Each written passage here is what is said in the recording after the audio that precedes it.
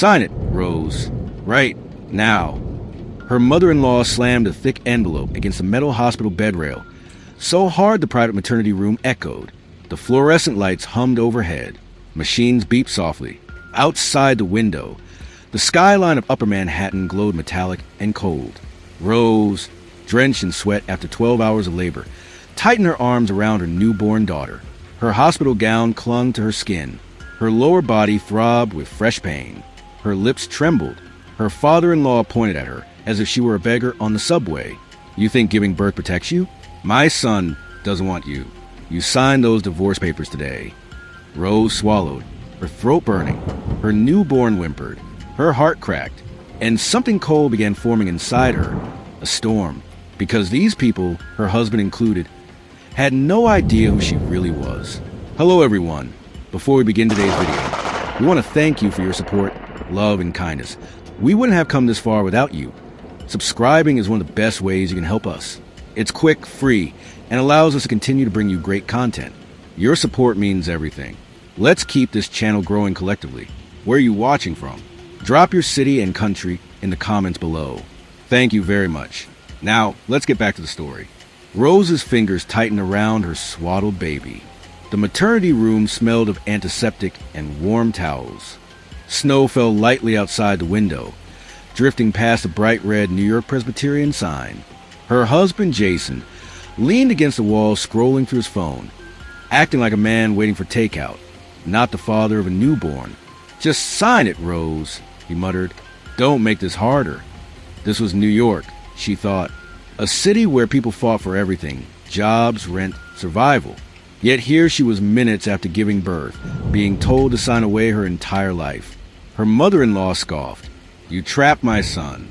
Did you think having a baby would turn you into something? You're nothing in this family. Nothing in the city. Rose blinked slowly. Her daughter made a tiny cry. Her heart clenched. She wasn't angry yet. She was in shock. But the anger, the storm was coming. She remembered moving to Brooklyn after marrying Jason, believing she was stepping into a powerful family with money, status, and Manhattan connections. Instead, she entered a home where she cooked and was told it was too salty. She cleaned and was told she missed a spot. She dressed nicely and was told it was too cheap. She dreamed and they laughed. She loved and they dismissed her. Their brownstone and bed stewie was impressive, but the people inside it were hollow. Her mother-in-law even monitored her womb like border security. When she finally got pregnant, the harassment grew. Don't get fat. You're too emotional. You're carrying our family's image. You should be grateful we let you in. Through all of this, Rose stayed quiet, stayed gentle, stayed patient, because she believed Jason would grow, mature, evolve. But he didn't. Instead, she found messages on his phone. Once I divorce her, we can finally be together. You'll be the real Mrs. Harrington. Just wait. She'll be out soon. Those texts haunted her through pregnancy, but she said nothing because her mother once told her, the powerful do not raise their voices. They wait. Her father-in-law shoved the pen into her weak hand. Sign before the nurse returns. We don't want witnesses. Her mother-in-law added, once we file, the child stays with U.S.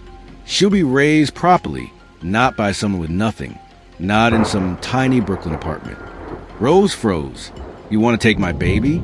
Her mother-in-law's smile was cruel. She's a Harrington. You're just a vehicle.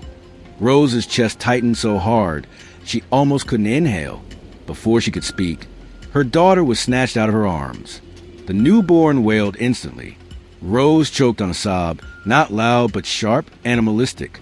Give her back, she whispered. No, her mother-in-law hissed. Sign first. Rose looked up slowly. Her eyes changed.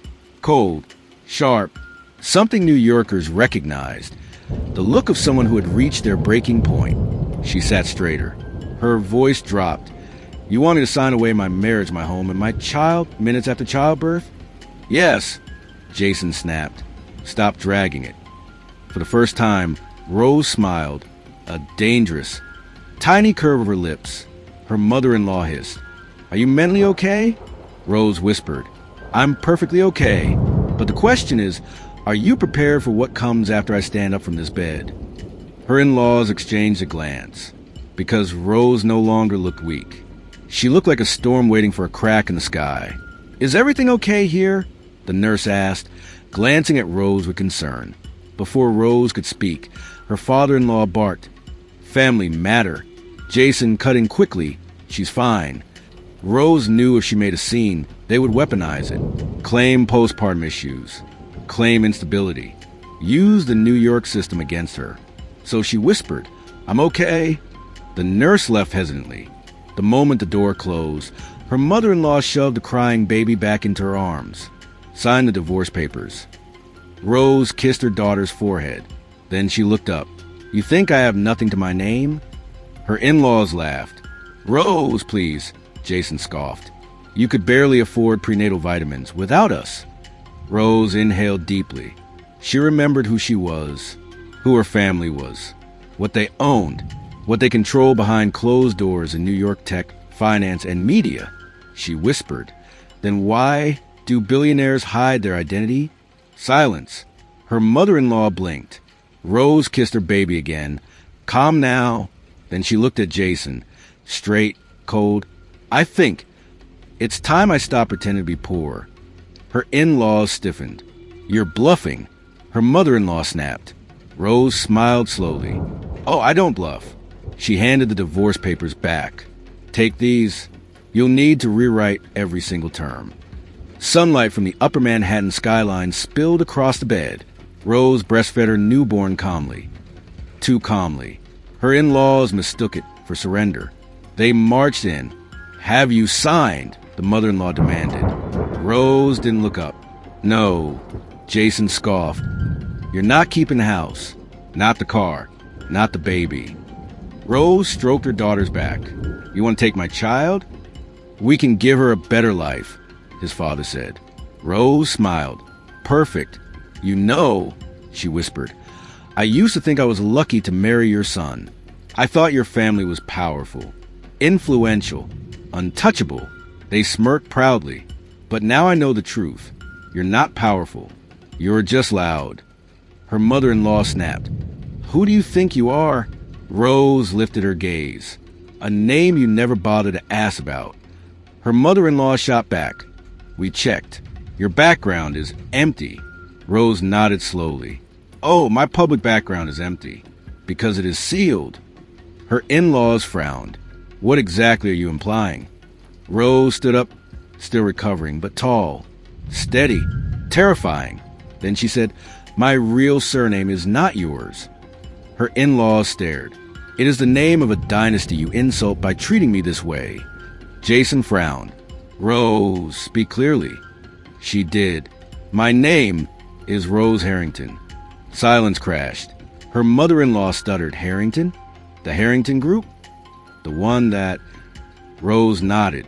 "Yes, the same Harrington Group that owns controlling stakes in Manhattan tech hubs, venture networks, media investments, global properties.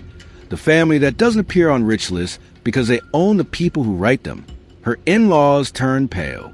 Jason whispered, "You're their only daughter?" Rose nodded. "Yes." Her mother-in-law's knees buckled. "Why didn't you say anything?" Rose's voice sharpened. "Because I want to be loved for who I am, not what I own." Then she added, "But you failed that test." A knock. 3 attorneys from a Manhattan firm walked in. The lead lawyer bowed slightly. "We represent the Harrington family office." Rose corrected him. "Mrs. Rose Harrington." They presented full custody papers, asset transfer agreements, revised divorce terms, restraining orders, an eviction notice for Jason. Jason staggered. "Eviction? From my own." Rose cut him off. "My house, bought under my trust last year." Her mother-in-law shrieked, "You can't do this." Rose stepped forward. "I beg for kindness. You returned cruelty. Now you learn the price." The hallway was full, nurses, doctors, visitors. Rose stepped out. Her lawyers blocked her in-laws.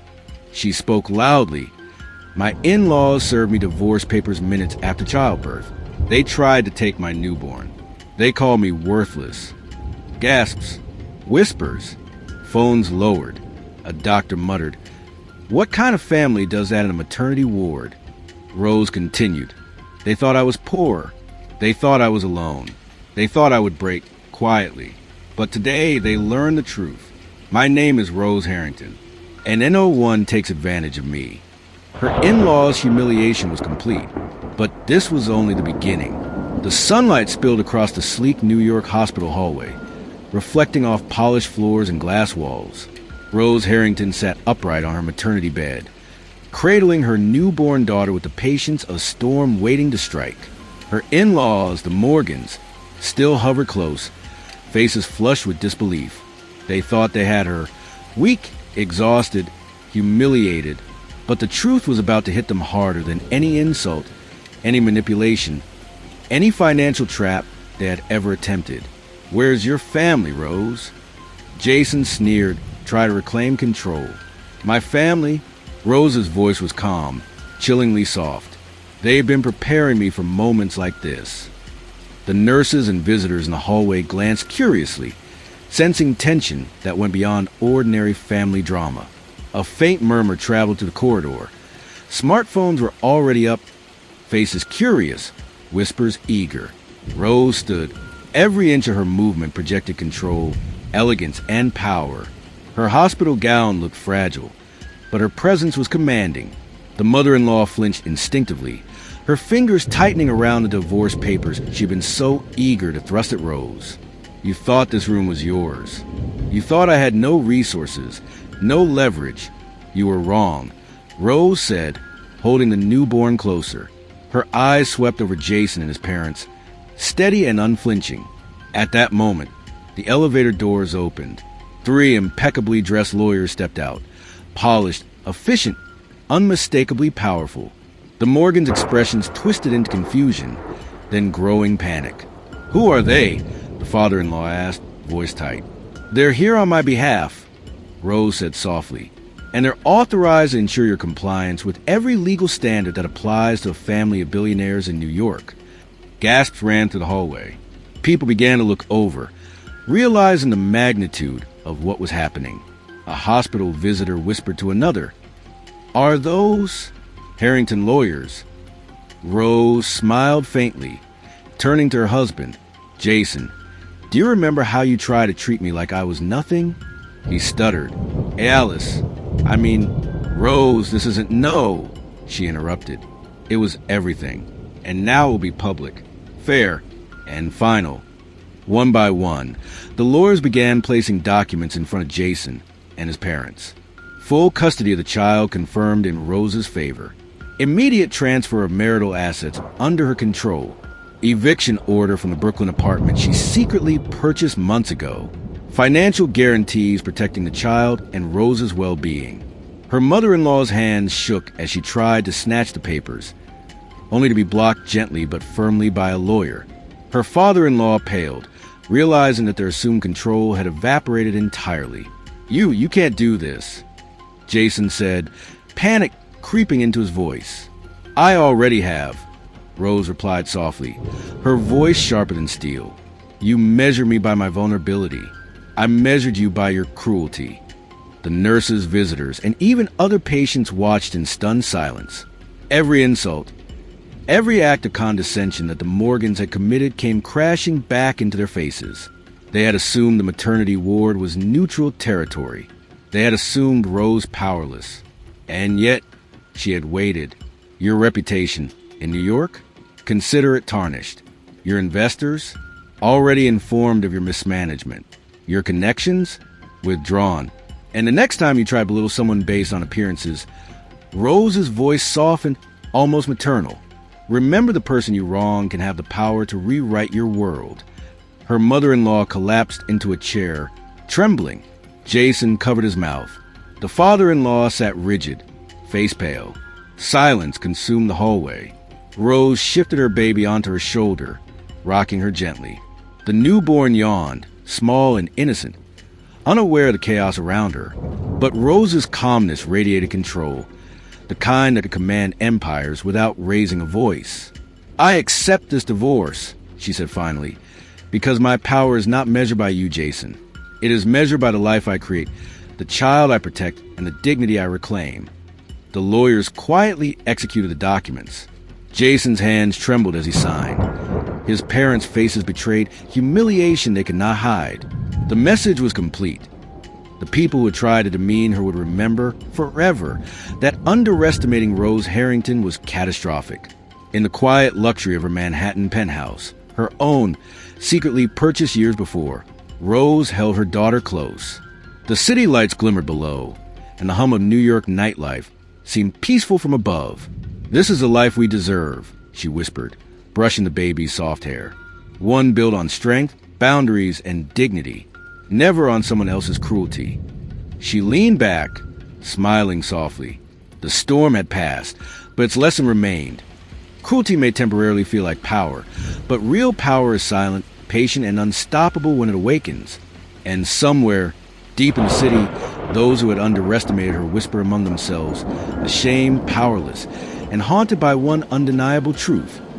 Never look down on someone, because you can never predict how high they can rise. Rose's story spread quietly through New York social and business circles. Investors, journalists, and philanthropists began recognizing her work, her integrity, and her empire-building approach. Her in-laws, they became cautionary tales. Their status, connections, and credibility slowly eroded because they had ignored kindness, integrity, and underestimated Rose. And Rose? She moved forward, far from anyone who tried to destroy her, teaching her child and the world that true power is calm, patient, and uncompromising in dignity. Sometimes the universe doesn't punish you. Sometimes it simply removes the people who try to diminish your worth, leaving you to rise unshaken, unstoppable, and fully alive.